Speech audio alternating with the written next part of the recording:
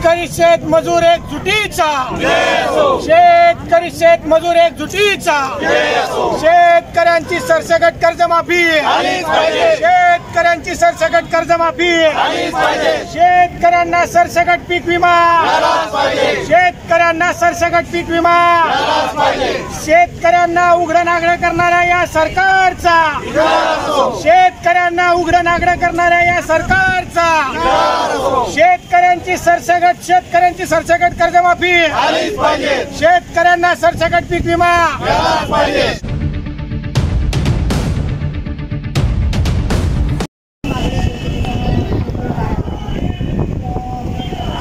झालं असं, हे जे आम्हाला जे अर्धनग्न केलेलं आहे हे सरकारनं केलेलं आहे. निवडणुकीपूर्वी सरकारनं शेतकऱ्यांना जे आश्वासन दिलं होतं की आम्ही तुमची सरसकट कर्जमाफी करू, शेतकऱ्यांच्या सोयाबीनला भाव देऊ, शेतकऱ्यांना पीक विमा देऊ, शेतकऱ्यांचे जे काही रोजगार हमीचे काम आहेत ते आम्ही सुरळीत करू.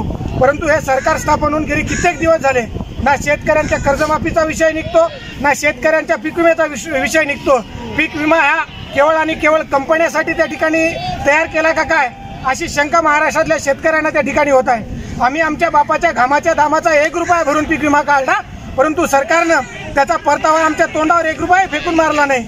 आज जवळपास मागच्या 3 ते 4 महिन्यापासून आमच्या भागामध्ये अतिवृष्टी झाली, त्याचंही अनुदान आम्हाला या सरकारनं दिलं नाही. आणि कर्जमाफी करतो म्हणून सांगितलं होतं, बँका आम्हाला नोटिसा देत आहेत.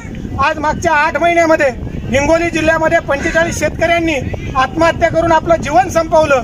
म्हणून सरकारनं जे काही निवडणुकीपूर्वी आम्हाला आश्वासन दिलं होतं, त्या आश्वासनाची जाणीव करून देण्यासाठी, सरकारनं ते आश्वासन पूर्ण करावं यासाठी वेळोवेळी आम्ही जिल्हा पातळीवर आंदोलन केली. पण तिथलं जे काही प्रशासन आहे ते कुठल्याही प्रकारचं दखल घेत नाही. मग ते कृषी विभाग असू द्या किंवा जिल्हाधिकारी महोदय असू द्या.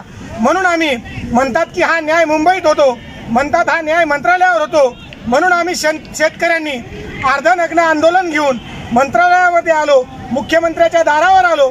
आता पाहतोय की या महाराष्ट्राचे मुख्यमंत्री महाराष्ट्रातील शेतकऱ्यांना न्याय देतात का, शेतकऱ्यांना कर्जमाफी देतात का, शेतकऱ्यांना पीक विमा देतात का, शेतकऱ्यांचं जे काही वन्य प्राणी हैदोस घालून नुकसान करतात त्याचा बंदोबस्त करतात का, रोजगार हमीचे कामं सुरळीत करतात का, हे पाहण्यासाठी आणि आमच्या मागण्या मान्य करण्यासाठी आम्ही अर्धनग्न आंदोलन घेऊन मंत्रालयामध्ये आलेलो आहोत.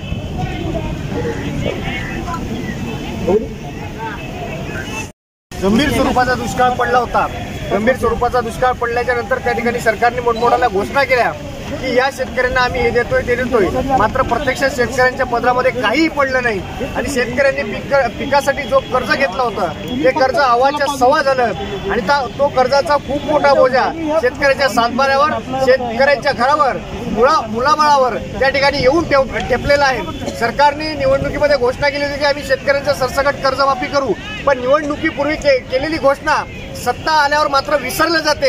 हे आम्हा शेतकऱ्यांना माहीत नव्हतं. या सरकारने आम्हाला नागडा उघडा करून ठेवलेलं आहे. या अनुषंगाने आम्ही या ठिकाणी मुंबईमध्ये आलोय. आम्हाला कळलं होतं की काही जे निर्णय होतात हे महाराष्ट्राचे मुंबईमध्ये होतात. या अनुषंगाने आम्ही मुंबईमध्ये आलोय. मुंबईमध्ये निर्णय तर नाही झाला, पण आम्हाला या ठिकाणी पोलीस प्रशासनाच्या माध्यमातून ताब्यात घेण्यात आलं. खऱ्या अर्थानं मी सन्माननीय मुख्यमंत्र्यांना विचारतोय की शेतकऱ्यांप्रती हाच तुमचा न्याय आहे का, हे मला एवढं बोलायचं.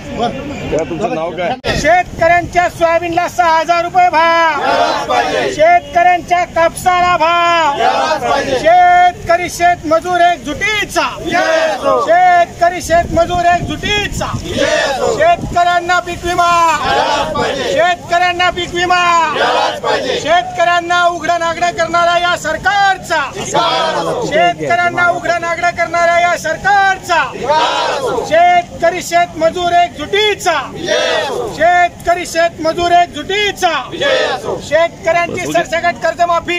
देश दुनिया से जुड़ी खबरों को देखने के लिए नेट 7 न्यूज चैनल को सब्सक्राइब और शेयर करें और बेल आइकन को प्रेस कर दें ताकि आने वाले खबर आपको सबसे पहले मिल सके. फिर मिलते हैं एक नई खबर के साथ. जय हिंद.